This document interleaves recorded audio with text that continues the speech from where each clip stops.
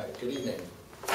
In a study done at the University of California, San Diego, researchers found that people consume about 12 hours of media per day and visit, on average, 40 websites per day.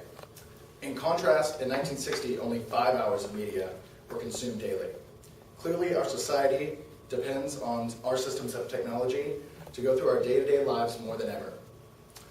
The average American is barraged by technology on a daily basis, whether it is from television, internet, or even our cell phones. We live in a digital age.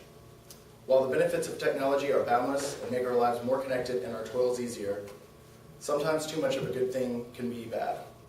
Overexposure to this fast-paced and stressful environment can be detrimental to our health as human beings, and there are some who think our easy access to information is actually dumbing down our younger generations.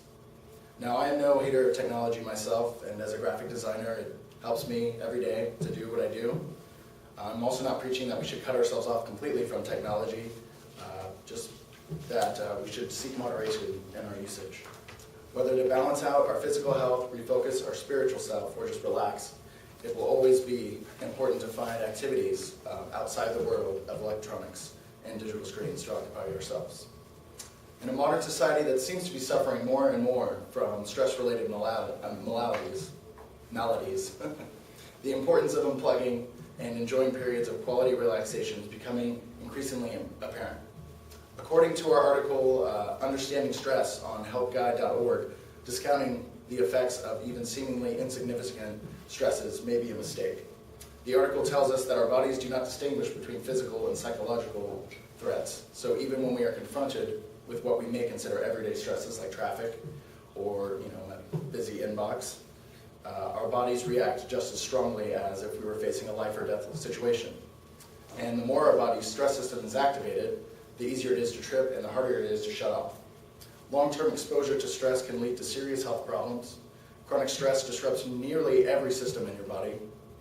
It can raise blood pressure, suppress the immune system, increase the risk of heart attack or stroke, contribute to infertility, and speed up the aging process. Long-term stress can even rewire the brain, leaving you more vulnerable to anxiety and depression. Stress seems to be a common consequence of today's wired world. Even the thought of establishing the cliche work-life balance can cause migraines. When you add a BlackBerry and an inbox overflowing with emails, the distinction between professional and personal time often disappears. Staying connected to the office is convenient, but being constantly in connection with it is not healthy or productive. Just because you received an email at 10 p.m. doesn't mean you have to reply to it immediately. Instead of think of like a set schedule or time to respond to emails as a way to manage out stress levels. Disconnecting is your opportunity to reduce stress and rebalance in preparation for your next great accomplishment. Allowing yourself even a little bit of time each day to unplug and relax will give your body a much-needed break from all the little stresses that we put ourselves through every day. Getting that downtime in will also let you return to your everyday task with more focus and more energy.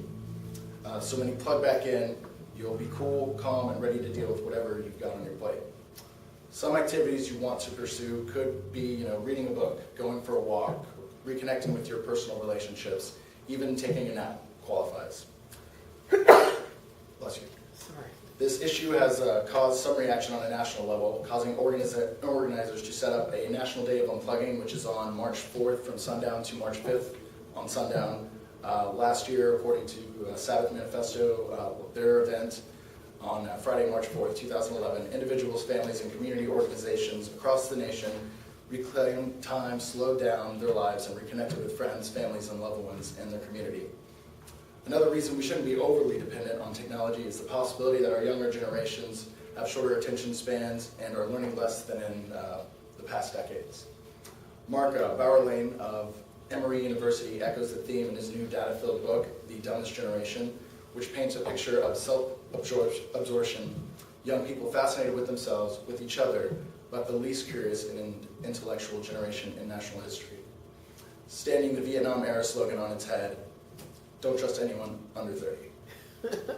The book basically blames popular culture, a lost interest in reading for pleasure, and really focuses on the internet, which makes information and disinformation easy to access but harder than ever to distinguish.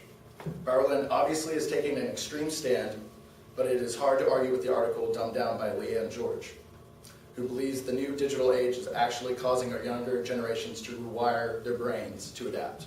She states the average youth is accustomed to a continuous bombardment of information bites, and in the process of navigating so much frenetic brain activity, kids are rewiring their brains, customizing them for speed and multitasking.